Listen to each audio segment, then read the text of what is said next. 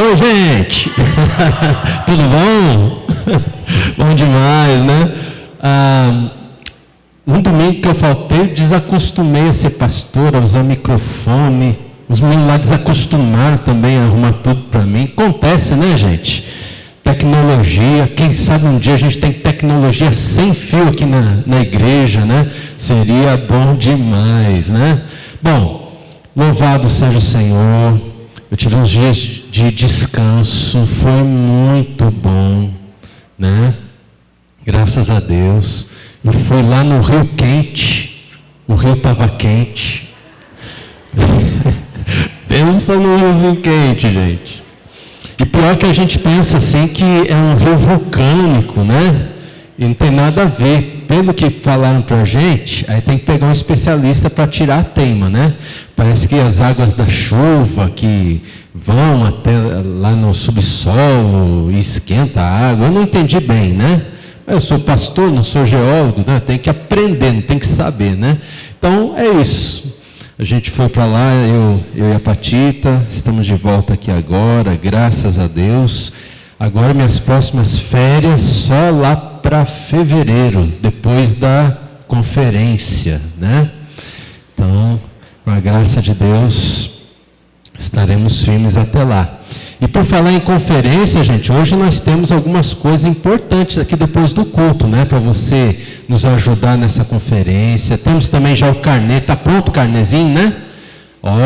Maravilha, viu? Para você poder nos ajudar. E temos um pessoal que também está trabalhando em toda essa parte aí financeira, né? Para nos ajudar nesse desafio tão grande. E nós devemos fazer isso, meus irmãos, principalmente para louvar o nosso Deus, porque Ele é digno de toda honra, todo louvor e toda glória para todos sempre. Amém, gente? Então é isso que eu queria dizer para você. Então vamos contribuir com o coração alegre, feliz, tá? Junto ao nosso Deus. Gente, hoje finaliza a nossa série que durou o ano inteirinho, chamados à ordem. Última pregação da última temporada dos chamados à ordem. E é uma mensagem um pouquinho diferente. Ela tem a ver com o mundo e a nossa carne, mas tem a ver com a palavra de Deus, tem a ver principalmente com Jesus, como nosso Senhor e Salvador, aquele que escreve sempre uma nova história na nossa vida. E somos chamados à ordem para viver essa realidade da nova vida em Jesus Cristo. E hoje o nosso tema será o livro da vida. O livro da vida. Eu queria até dizer assim, junto com o livro da vida, o livro da sua vida. A gente vai ver que são dois livros que caminham juntos, que estão escritos juntos. Estão escritos. A tua vida é um livro que está escrito. Você sabia? E nós vamos conversar sobre isso hoje. Uma coisa que me chama muita atenção, pode ir para o próximo ali, por favor. É que alguns livros de tão bons, eles viram filmes. E aí, não sei quantos gostam de filmes aqui, eu gosto demais. O último filme que eu assisti foi o Resgate 2. Na verdade, em inglês é Extraction, né? A extração, tirar gente que está sendo oprimida, presa por terroristas, tirar essas pessoas deste meio, né? O ator principal é o Thor, eu não sei o nome dele, mas é o que fez o Thor lá nos outros filmes, né? E os filmes, eles têm um negócio muito interessante chamado trailer.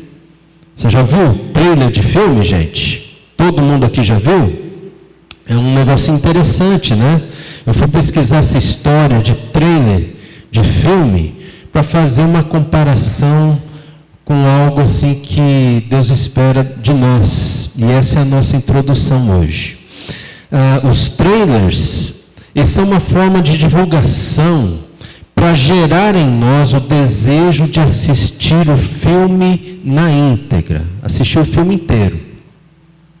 Vem do verbo trail. Pastor também é cultura, gente, né? Trail. Tem até um time de basquetebol nos Estados Unidos, Portland Trail Blazers, né? Trail significa seguir, ir atrás ou ir a reboque. Trailer é um reboque. Trailer não é a parte principal do reboque, é a parte rebocada por um caminhão, algo que tem um motor, e esse motor é que é o principal. O trailer vem a reboque, ele não é a parte principal, né? Ele é trazido junto, né? Ele vem depois do principal. E é essa ideia que gerou os trailers dos filmes. Antigamente, quando ainda tinha o cinema mudo, o trailer do filme ele era veiculado depois do filme principal, por causa dessa ideia. Primeiro vem o principal, depois o secundário. O trailer, naquele tempo, era como hoje. Mostrava quais seriam os próximos filmes que seriam apresentados na sala de cinema.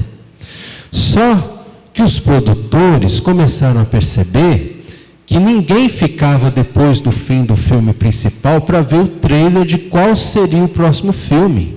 A sala rapidamente esvaziava. E aí que tiveram a grande ideia, que prevalece até hoje, dos trailers virem antes do filme principal. Por isso que a gente vê os trailers primeiro no cinema e depois o filme principal. Porque se deixasse os trailers para depois, até hoje a gente ia embora, né? É isso que aconteceu. E foi assim que os trailers começaram a vir antes da atração principal. Eu tirei aqui da página Teclazap na internet essas informações. Gente, o testemunho, vamos falar um pouquinho de testemunho. Ainda a nossa introdução. Testemunho nada mais é do que um trailer que nós contamos aos outros sobre a história que Jesus está fazendo em nossa vida. É um trailer, é uma pequena porção dessa história que Deus tem escrito na minha vida, na sua vida. Nós contamos apenas parte de um dos capítulos. Mas é algo assim tão poderoso que quem ouve deseja entender, ver como Deus está escrevendo a história da sua própria vida. Isso é um testemunho. A gente tem que tomar cuidado, porque às vezes nós achamos assim que se eu tiver um testemunho simples, ninguém vai ter interesse. E não é essa a ideia.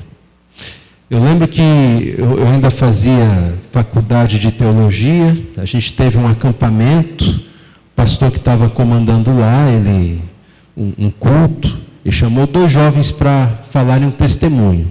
O primeiro jovem que deu testemunho, ele se converteu já jovem, né? Mas ele falava cada coisa. Gente, porque eu me meti em roubadas, e aconteceu isso e aquilo. Ele ia contando, e a gente ia rindo, ia se interessando, chorava, ria no testemunho dele. Não era um trailer, ele estava contando o filme todo, do encontro dele com Jesus, né? Todo mundo ficou assim, atento. O pastor cortou. Tá bom, filho, vem para cá. Agora esse outro jovem aqui, você, vem aqui para dar o testemunho. E ele falou, eu? Ele ficou até encabulado, coitado. Ele chegou na frente, ele falou bem assim, eu não tenho testemunho para contar, eu nasci na igreja, eu nunca saí dos caminhos de Deus, eu nunca fiz nada do que o nosso amigo aqui fez, nunca experimentei drogas, sempre aqui, firme. Aí o pastor interrompeu: obrigado, filho, pode sentar. Gente, vocês gostaram mais do primeiro ou do segundo testemunho? Todo mundo falou primeiro, né? Isso que é testemunho. E aquele pastor tem um grande desafio para nós. Olha, vocês deveriam se interessar mais pelo segundo testemunho. Sabe por quê? Porque ele é tão precioso quanto o primeiro. Quantas pessoas na vida têm a oportunidade de viver sempre na presença de Deus, sem se desviar para um caminho mau? Gente, isso é um testemunho maravilhoso. Eu tenho certeza que se todos nós pudéssemos escolher, nós escolheríamos nunca nos afastar dos caminhos de Deus para sofrer coisas ruins, experimentar coisas amargas e depois ter que retornar, nos sentindo às vezes até humilhados pelas circunstâncias. Que bom se você tem essa história de vida, sabe, que você nunca se afastou de Deus. Que baita testemunho você tem. Você devia contar isso para os outros. Amém, meus irmãos? Testemunho é o trailer do livro da vida. E pode colocar o próximo ali, por favor. E o livro da sua vida, ele é muito importante. Ele faz parte do livro de Deus. O livro da sua vida existe porque ele faz parte do livro, de um livro maior escrito por Deus, que é o livro de Deus.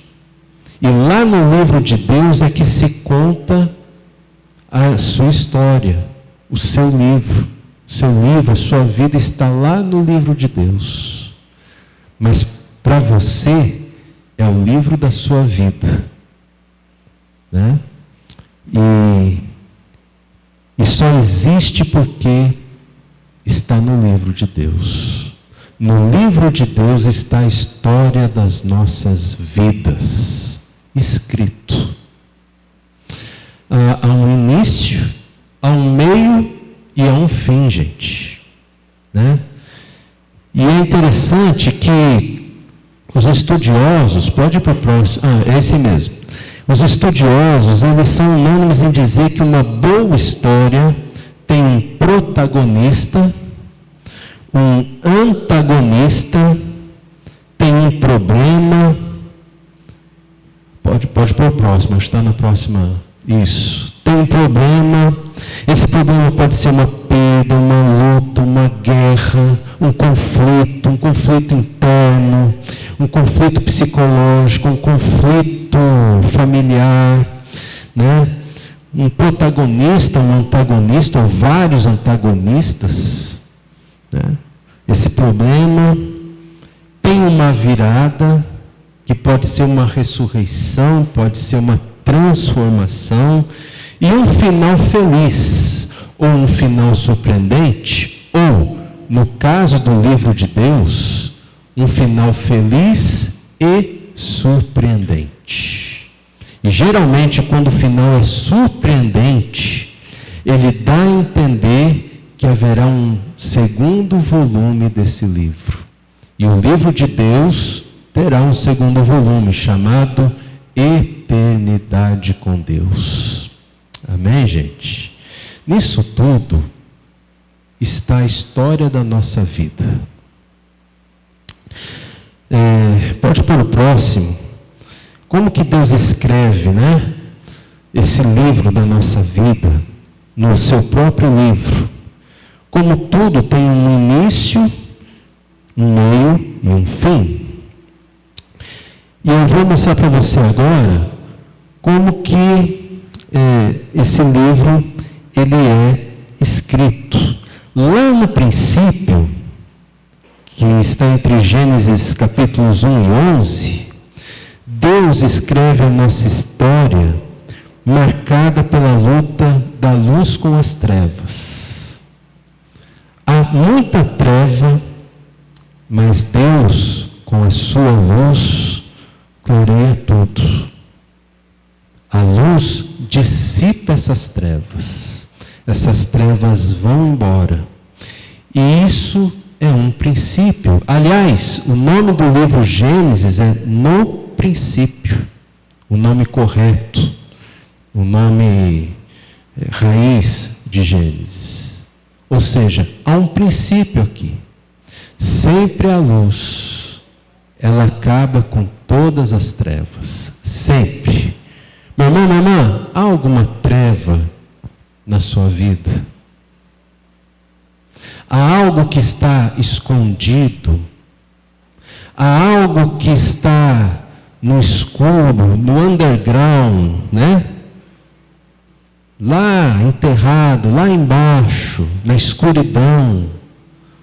Você precisa colocar a luz de Jesus ali, para clarear, porque nestas trevas você pode estar encontrando muitas dificuldades, muitos problemas, muitas coisas que na verdade você não sabe nem como lidar com elas, porque falta luz.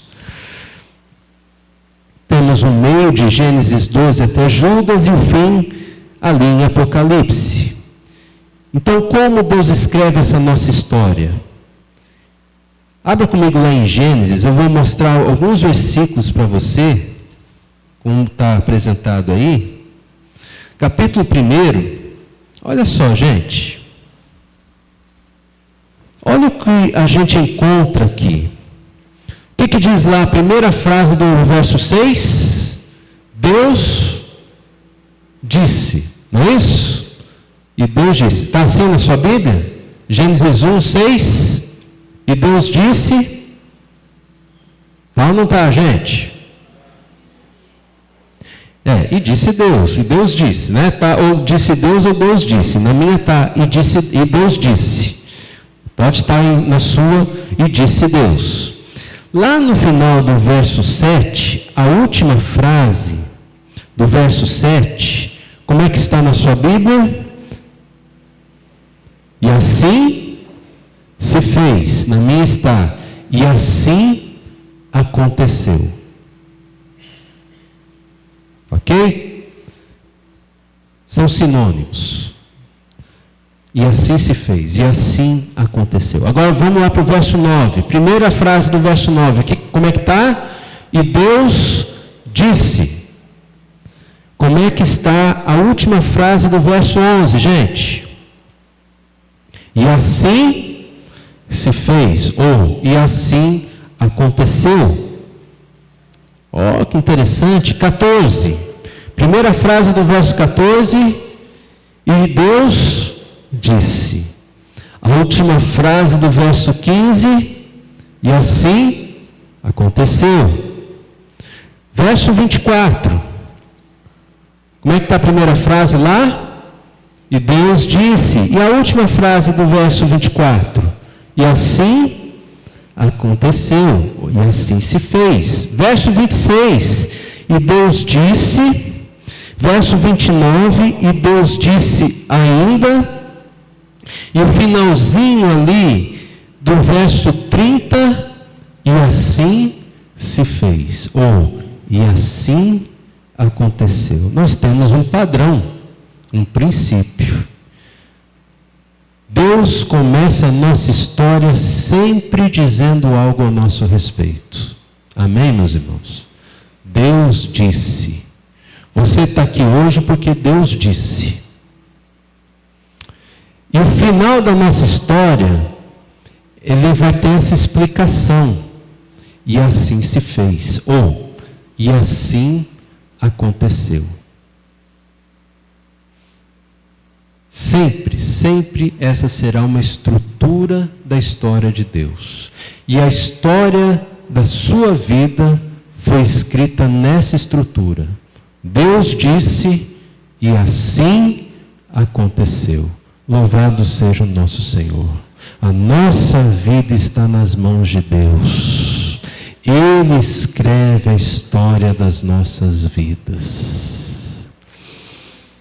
E não tem como fugir do que ele escreveu.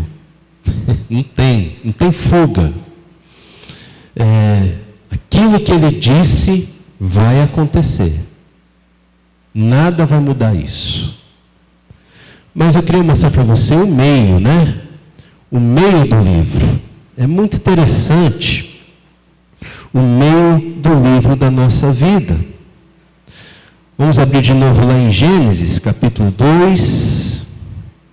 Olha o que diz ali, versos 16 a 17. O Senhor Deus ordenou ao homem: de toda árvore do jardim você pode comer livremente, mas da árvore do conhecimento do bem e do mal você não deve comer, porque no dia em que dela comer, o que Deus disse aqui? Certamente o quê? Deus disse. O que você pode presumir? Qual que vai ser o final disso aqui, se o homem comer a árvore do conhecimento do bem e do mal? Vai acontecer.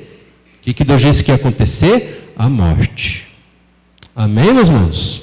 Vamos lá para o Gênesis 3, 16 a 21. Eles já comeram, já estão em pecado, já se esconderam de Deus porque estavam nus. Deus descobriu onde eles estavam, fez lá a primeira roupa do ser humano. Verso 16, Deus está dizendo: e a mulher disse. Quem está dizendo aqui é Deus. Amém, gente? Aumentarei muito os seus sofrimentos na gravidez, com dor você dará à luz filhos, o seu desejo será para o seu marido e ele a governará, por causa do pecado. E sabe por que isso acontece até hoje? Porque Deus disse. E assim aconteceu. E assim acontece até hoje. E vai acontecer para todo sempre. Porque Deus disse. E a Adão? O que Deus disse a Adão? Por ter dado ouvido à voz da sua mulher e comido da árvore que eu havia ordenado que não comesse, maldita é a terra por sua causa. Em fadigas você obterá dela o sustento durante os dias da sua vida. Ela produzirá também espinhos e ervas daninhas, e você comerá a erva do campo. No suor do seu rosto você comerá o seu pão, até que volte à terra, pois dela você foi formado, porque você é pó e ao pó voltará. E é assim até hoje. Sabe por quê? Por quê, gente? Porque Deus disse. Não tem como fugir. O que Deus disse sempre acontece. O que Deus diz sempre se cumpre. O que Deus diz no final, a frase é: e assim aconteceu. E esta é a nossa vida humana. Todos nós, seres humanos, temos esta vida, um caminho que nos afasta cada vez mais de Deus. E se nada mudar essa trajetória, gente, nós seremos vencidos pela morte e não sobrará mais nada de nós. Pois foi isso que Deus disse. Agora, louvado seja Deus, porque Ele continua falando até hoje. E Ele fala por nós, como Hebreus diz, né? Antigamente falou aos nossos pais pelos profetas, mas hoje nos fala Jesus, que é o herdeiro de todas as coisas. Deus continua falando por meio de Jesus. O profeta Isaías nos fala que Deus disse o seguinte: eis que estou fazendo coisas novas, algo novo para vocês. E Jesus veio cumprir esse algo novo de Deus. Vamos abrir ali em João, capítulo 1.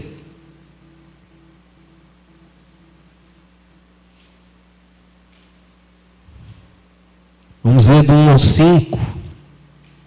Olha só. No princípio era o Verbo, e o Verbo estava com Deus, e o Verbo era Deus. Ele estava no princípio com Deus. Olha o verso 3, gente. Todas as coisas foram feitas por Ele, e sem Ele nada do que foi feito se fez.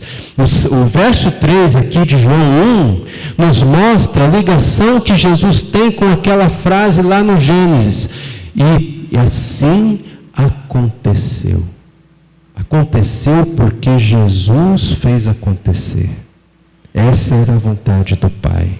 Amém, meus irmãos? Verso 4. A vida estava nele, e a vida era o que, gente? A luz dos homens. E a luz resplandece nas trevas, e as trevas não prevaleceram contra ela. Aleluia! Quantas vezes nós vivemos mal por causa dessas malditas trevas que o mundo traz para a nossa experiência de vida? E Jesus, aqui, João está dizendo que Jesus é essa luz que acaba, dissipa com todas as trevas da história da nossa vida. Como nós precisamos de Jesus. Olha o verso 12. Mas a todos quantos o receberam. Receberam quem, gente? Jesus. Deu-lhes o poder de serem feitos filhos de Deus, a saber, aos que creem no seu nome.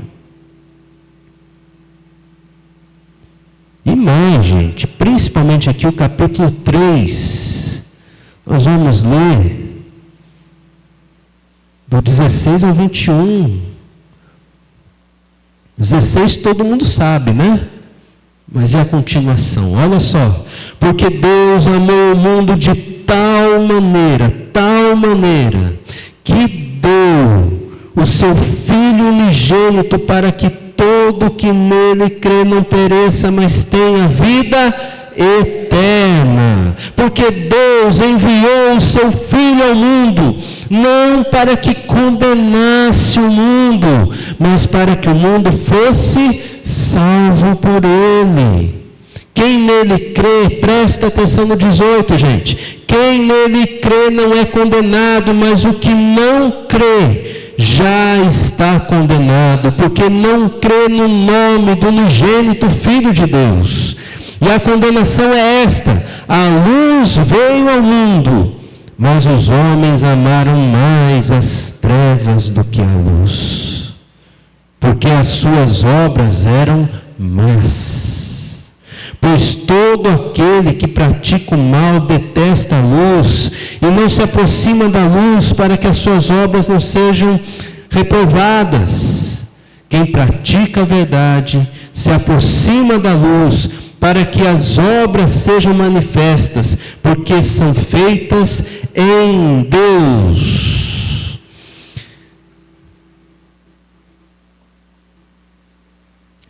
O que nós vemos aqui na palavra de Deus é que Jesus, Ele corta a nossa história. Jesus vem ao encontro da história que está sendo escrita em nossa vida do jeito que Deus disse. Porque Deus disse algo mais, que se nós cremos em Jesus, nós não precisamos ter aquele final triste, melancólico de morte, mas nós podemos ter um grande finale, um final feliz, um final surpreendente, um final onde, na verdade, nem tudo acaba, mas começará um novo livro, a eternidade com Deus, e nós estaremos presentes nesse novo livro de Deus. Aleluia! Louvado seja o nosso Deus. Agora, meus irmãos, olha só, nós lemos nesse João 3,18 até o 21 sobre crer. E esse é o nosso grande desafio. Me parece que às vezes nós nos esquecemos do que é crer. E crer é confiar ao ponto, usando a linguagem de livro que nós estamos usando, é confiar em Jesus ao ponto de entregar o protagonismo que cada um de nós tem na história da sua própria vida, entregar esse protagonismo para Jesus. para que Jesus seja o protagonista da nossa história. Isso é crer. O problema, meus irmãos, é que muitas vezes nós temos dificuldade em crer assim, porque a nossa carne, que está neste mundo, que nos leva a pensar assim, desse jeito, a nossa carne quer os louros da vitória. A nossa carne quer que nós sejamos celebrados por conseguirmos fazer coisas que aos olhos de todos são impossíveis de conseguir. E a nossa carne, e o mundo em que a gente vive, quer nos fazer acreditar que a gente consegue, que os outros não dão conta, mas se a gente fizer isso aqui direitinho, e se a gente se esforçar, aí tem alguém que faz um não sei o que motivacional, e já vem, e já treina, e aí você faz, você é capaz, você é isso, você é aquilo, e você acredita nessa história, e você continua como protagonista da sua vida. Você não entregou a vida para Jesus. Mas pastor, estou há tantos anos aqui na igreja. Pois é, mas Jesus é o protagonista da sua vida? Ou Jesus é mais uma ajuda que você tem para que a sua vida dê certo do jeito que você deseja? Quem é Jesus para você? Porque se Jesus não for o protagonista da sua vida, a sua vida vai ter aquele fim terrível de morte. E nada vai mudar isso. A única coisa que pode mudar o teu fim é que Jesus seja o protagonista. Ele seja o principal na história da sua vida. E não mais você. Você é quem vai ajudar Jesus, não é Jesus quem vai te ajudar. Jesus é o principal. O coadjuvante serei eu. Você está pronto para isso? Essa é a nossa grande dificuldade. Numa conversa casual, às vezes a gente está contando um pouquinho das peripécias da vida, e muitas vezes nós temos esse desejo, esse sentimento assim, de falar, olha, porque eu consegui resolver tal problema assim, desse jeito e tal. E muitas vezes nós, pessoas comuns, nós ficamos loucos assim para que alguém descubra um grande valor em nós, né? Poxa, essa pessoa fantástica. Você viu fulano? Esse fulano é demais. A gente quer que as pessoas falem esse tanto de bem. E nós não percebemos a armadilha que isso é, porque no final das contas estamos buscando louvor para nós mesmos. Queremos que o nosso nome seja louvado na boca das pessoas, mas todo louvor e toda adoração pertencem somente a um, e esse um é o nosso Senhor e Salvador, Jesus Cristo. Amém, meus irmãos? E quando nós desejamos ser protagonistas na vida do outro, por exemplo, dos filhos, quantos pais não dariam tudo para ver o seu filho no microfone diante das pessoas e dizendo o seguinte: eu devo tudo para minha mãe, eu devo tudo para o meu pai, porque se não fosse minha mãe, porque se não fosse meu pai, porque isso e aquilo. E olha, não desmerecendo, eu tenho pais que foram maravilhosos para mim, eu devo muito a eles. Mas uma coisa eles me ensinaram: eles não foram protagonistas na minha vida. E eles me ensinaram que Jesus devia ser o protagonista da minha vida. E nós, pais, temos que ensinar isso para os nossos filhos, não, filho? Pai, eu quero que você seja grato por eu ser teu pai, por ser tua mãe, por tudo que eu faço por você, mas você tem que dar toda a glória, todo o crédito a Jesus somente. Ele tem que ser o protagonista da sua vida. Ele. É difícil, né? Jesus nunca disse que seguir a Ele era fácil. É difícil mesmo. Meus irmãos, quem crê, você logo vê uma linguagem diferenciada. Quem não crê fala assim: ah, porque eu fiz isso, eu fiz aquilo, porque o meu, porque tudo eu. Mas quem tem Jesus por protagonista, ele sempre está falando de Jesus. Ele sempre conta o trailer da sua vida. Ele sempre conta uma parte de uma página preciosa que o Senhor contou para ele. Aleluia. Que nós sejamos assim, né, meus irmãos? Que nós sejamos homens, mulheres cheios do Espírito e que sejamos homens e mulheres cheios do Espírito e o protagonista da nossa vida seja Jesus. Porque quem crê é colocado em um novo e vivo caminho, muito mais alto que o caminho que estava trilhando até agora. Jesus disse: eu sou o caminho, a verdade e a vida, e ninguém vai ao Pai se não for por mim. Quando Jesus é o protagonista da nossa história dá uma guinada. Ela não vai mais ser um final de morte. Ela vai ser um final surpreendente. Haverá uma ressurreição em nós. Haverá uma transformação na nossa vida.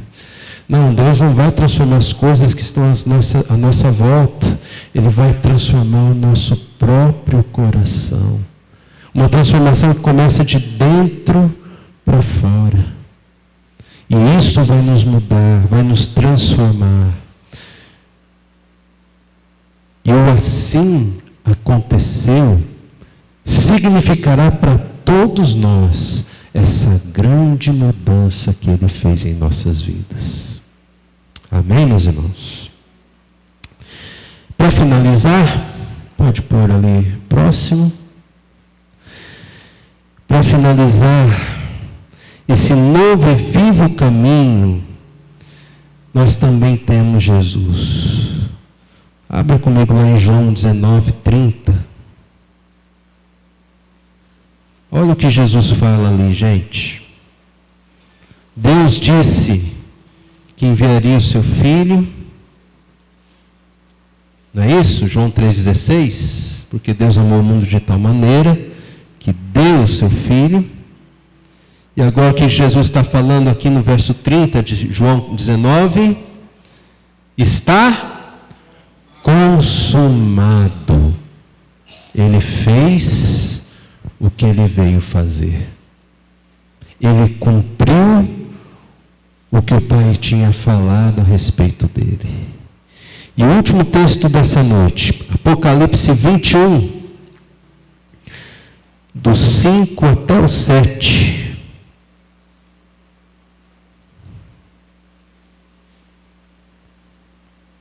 E aquele que estava sentado no trono, o que ele fez? Disse, olha, de Gênesis a Apocalipse, nós temos um Deus dizendo algo para nós. Continua dizendo. Jesus disse, o meu Pai continua trabalhando até agora. Ele continua dizendo. Ele continua falando conosco. Disse, eis que faço novas todas todas as coisas. E acrescentou: escreva, porque estas palavras são fiéis e verdadeiras. Nós temos um ditado que diz assim: o que fulano fala, não se escreve. E Deus está dizendo o seguinte: olha, eu estou dizendo, e eu quero que você escreva essas palavras. São palavras fiéis, são palavras verdadeiras. Se Jesus é o protagonista da sua vida, o seu final não será de morte, será um final surpreendente e feliz para a glória de Deus. Verso 6, olha ele dizendo de novo: disse-me ainda. Aqui é Jesus que está falando, tá, gente? Mas Jesus é Deus também, ó. Tudo está feito. Não é uma variante de e assim aconteceu, está consumado, e assim se fez. Jesus está dizendo aqui, ó, Apocalipse, a parte final da história de Deus com a humanidade: tudo está feito.